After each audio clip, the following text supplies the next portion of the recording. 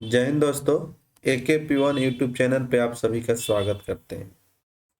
इस वीडियो में हम शेयर मार्केट के बारे में चर्चा करने वाले हैं, जिसमें हम लोग ये जानेंगे कि शेयर मार्केट को सीखने के लिए या शेयर मार्केट में पैसा को इन्वेस्ट करने के लिए हमें किन किन बातों को जानना जरूरी है और किन किन बातों का ख्याल रखना चाहिए। और अगर आप सीखना चाहते हैं, जानना चाहते हैं, तो इन सारी बातों को जरूर देखिए और ज़रूर सीखिए जो इस वीडियो में हम बताने वाले हैं। ये बहुत महत्वपूर्ण वीडियो है। अगर पूरा देखिएगा तो एक शेयर मार्केट का ओवरव्यू देखने को मिल जाएगा कि हाँ, ये किन किन बातों पे डिपेंड करता है। और हाँ, एक सलाह ये भी देते हैं कि किसी के कहने पे कभी भी शेयर मार्केट में पैसा नहीं डालें और कभी भी बिना जानकारी के शेयर मार्केट में पैसा नहीं डालें, नहीं तो आपको नुकसान हो सकता है। ठीक है, तो अब हम लोग चलते हैं कि हमें क्या क्या जानना चाहिए और क्या क्या होना चाहिए। तो सबसे पहले आपको एक फोन या लैपटॉप होना चाहिए। जैसे फोन अच्छा होना चाहिए जिसमें आप चार्ट देख सकें, कैंडल स्टिक देख सकें, मार्केट का ओवरव्यू चार्ट के माध्यम से आपको नजर आना चाहिए। और साथ साथ आपको एक अच्छा इंटरनेट सुविधा भी होना चाहिए। इंटरनेट सुविधा ऐसा होना चाहिए कि जैसे हम अगर बाई करें तो तुरंत ही बाय हो जाए, सेल करें तो तुरंत सेल हो जाए, ना कि अगर स्लो नेटवर्क रहेगा तो इसमें आपको नुकसान हो जाएगा। इन सारी बातों के लिए एक अच्छा इंटरनेट सुविधा होना चाहिए। अब इन्वेस्ट करने से पहले आपको दो चीज होना चाहिए, एक बैंक खाता होना चाहिए और दूसरा आपका पास डीमेट खाता होना चाहिए। बैंक खाता आप किसी भी बैंक का ले लें, SBI का, PNB का या बैंक ऑफ बड़ौदा का, किसी भी बैंक का बैंक खाता ले सकते हैं। दूसरा में आपको डीमेट खाता होना चाहिए। डीमेट खाता जिसको ब्रोकरिंग अकाउंट बोलते हैं, जैसे कि एंजल वन हो गया, अपस्टॉक हो गया, ग्रो हो गया। इस प्रकार से बहुत सारा कंपनियां हैं जो डीमेट खाता खुलवाती है। आप चाहें तो इसको ऑनलाइन भी खोल सकते हैं। हम आपका एंजल वन का एक लिंक डिस्क्रिप्शन में दे देंगे, जिससे आप ओपन कर सकते हैं अपना डीमेट अकाउंट। इसके बाद चार्ट देखने का जानकारी होना चाहिए। चार्ट देखने से ओवरऑल मार्केट का एक अच्छा नॉलेज मिल जाता है। जैसे अगर इंडिया का चार्ट देखिएगा तो एक निफ्टी का चार्ट देखिएगा, इसके बाद सेंसेक्स का चार्ट देखिए, बैंक निफ्टी का चार्ट देखने या किसी स्पेसिफिक कंपनी का चार्ट देखिए, तो चार्ट देखने से आपको एक अच्छी जानकारी मिल जाएगी कि हाँ, एक कंपनी क्या प्रदर्शन कर रहा है और ओवरऑल मार्केट में क्या स्थिति है। ठीक है, ये होना चाहिए। दूसरा, भारत सरकार का मौद्रिक नीति रिजर्व बैंक ऑफ इंडिया जो जारी करती है, और सेबी का नियम। जैसे भारत सरकार का जो मौद्रिक नीति होता है वो RBI जारी करता है प्रत्येक 3 महीना पर, कि वो लोन का रेपो रेट बढ़ा रहा है या घटा रहा है। अगर रेपो रेट बढ़ता है तो मार्केट में गिरावट आती है, और अगर रेपो रेट घटता है तो मार्केट में क्या बोलते हैं कि बायर आ जाते हैं, मतलब मार्केट बढ़ने लगता है।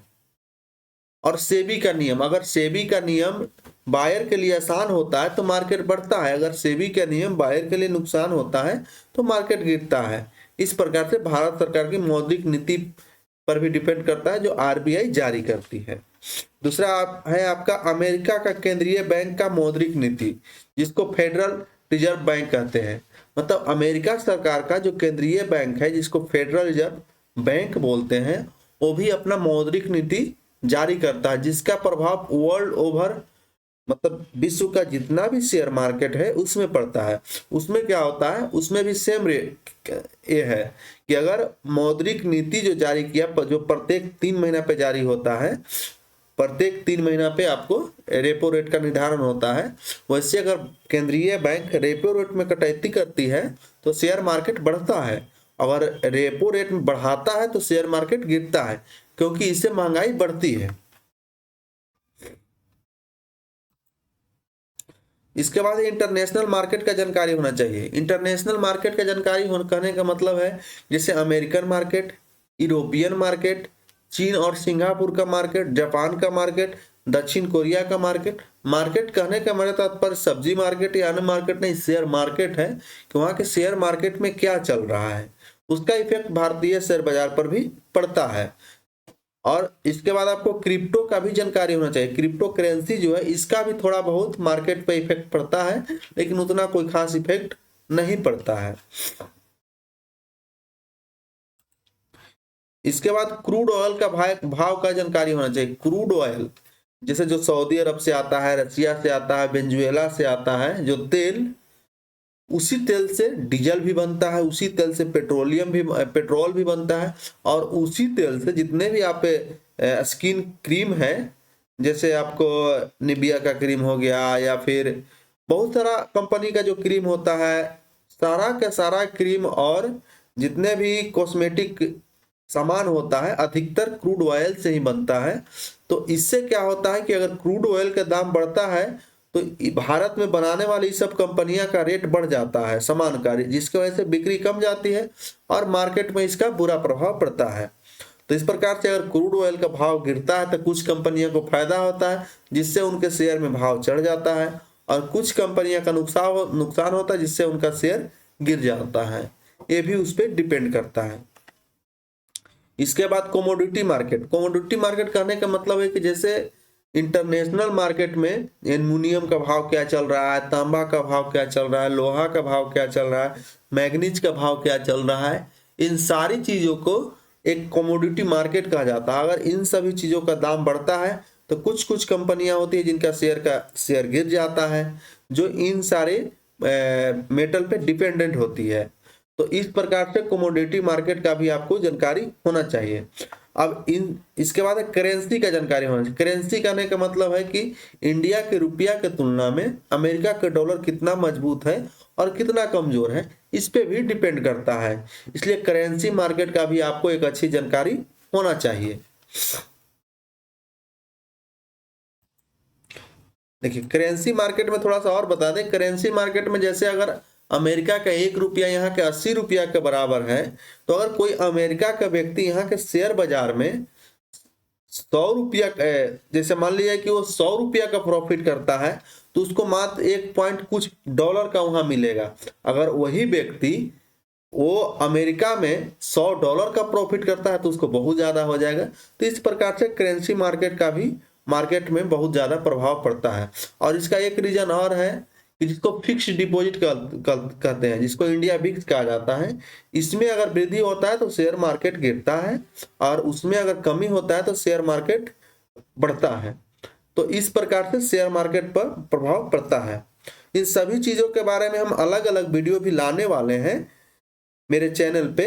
आप चैनल को सब्सक्राइब कर लीजिए, आपको सभी प्रकार की जानकारी इस चैनल पे मिलेगी, अलग अलग बिल्कुल डिटेल्स में। और मेरा बताने का मुख्य उद्देश्य ये है कि लोगों को कुछ सही जानकारी दें, क्योंकि बहुत सारे यूट्यूबर ये करते हैं कि गलत गलत जानकारियां दे करके लोगों को भ्रम में लाते हैं और उनकी पैसा फंस जाती है।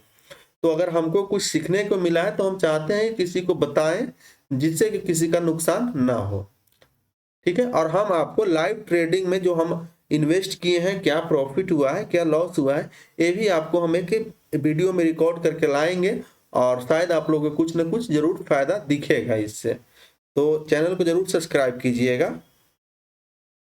आगे चलते हैं। आगे आप ये डिपेंड करता है कि आप किस में पैसा लगा रहे हैं। जिस कंपनी में पैसा लगा रहे हैं उसका फंडामेंटल और टेक्निकल एनालिसिस जानकारी होना चाहिए। फंडामेंटल कहने का मतलब है कि उस कंपनी को जो बढ़ाया है, जो खड़ा किया है, उसको प्रमोटर बोलते हैं। प्रमोटर का उस कंपनी में कितना % पैसा बचा हुआ है, ये जिसको बोलते हैं म्यूचुअल फंड वगैरह का कितना पैसा उस कंपनी में लगा हुआ है, विदेशी लोग कितना पैसा लगा रखा है उसमें, और रिटेल इन्वेस्टर जैसे हम और आप उसमें कितना पैसा लगा है, आप उस कंपनी के फंडामेंटल एनालिसिस देखिएगा तो उसमें आपको देखने को मिलेगा। Technical analysis. टेक्निकल एनालिसिस क्या होता है कि चार्ट से पता चलता है कि उस चार्ट में वो टेक्निकल रूप से कितना स्ट्रांग है उस कंपनी, वो दिखता है कि हाँ इसमें बायर कितना है, सेलर कितना है, कौन बेच रहा है, कौन सेल कर रहा है। एक ओवरऑल व्यू आपको टेक्निकल जानकारी में मिल जाएगी। इसके बाद है मार्केट के सभी सेगमेंट का जानकारी।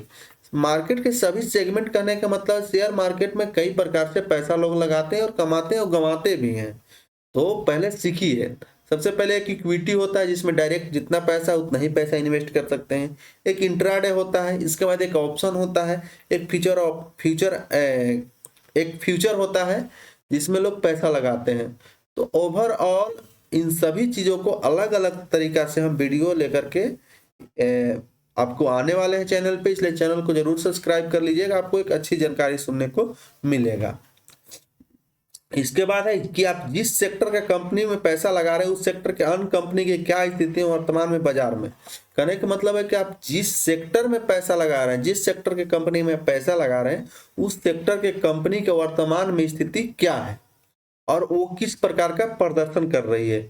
तो इस प्रकार से अगर आपको शेयर मार्केट के बारे में जानना है तो इन सारी चीज़ों को आप बारी बारी से आप यूट्यूब पर या किसी गूगल पर सर्च करके या चैट जीपीटी में इसके बारे में जानिए।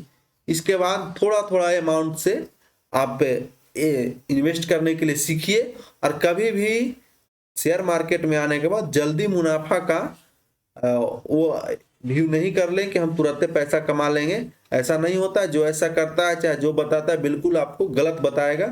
इसलिए स्वयं सीखिए। अगर नहीं आता है तो आप म्यूचुअल फंड में पैसा लगाइए और कोई भी स्पेसिफिक अच्छा शेयर है उसमें लगा के छोड़ दीजिए, आपको उम्मीद तक प्रॉफिट देगा। लेकिन किसी दूसरे के कहने पर कभी पैसा मत लगाइए कि ये पैसा ये लगा लीजिए सर, हम आपको इतना प्रॉफिट दे देंगे, वो लगा लीजिए सर उतना प्रॉफिट दे देंगे। तो इस प्रकार के आप कभी भी किसी के कहने पे इन्वेस्ट ना करें तो बहुत अच्छा रहेगा। तो अगर ये वीडियो आप लोग को अच्छा लगा होगा तो चैनल को जरूर सब्सक्राइब कीजिएगा और वीडियो को लाइक कीजिएगा और कमेंट कीजिएगा कि और किस टॉपिक पे हम एक अच्छा वीडियो आप लोग के लिए लेकर आए। तो चलिए मिलते हैं अगले वीडियो में। नमस्कार, जय हिंद।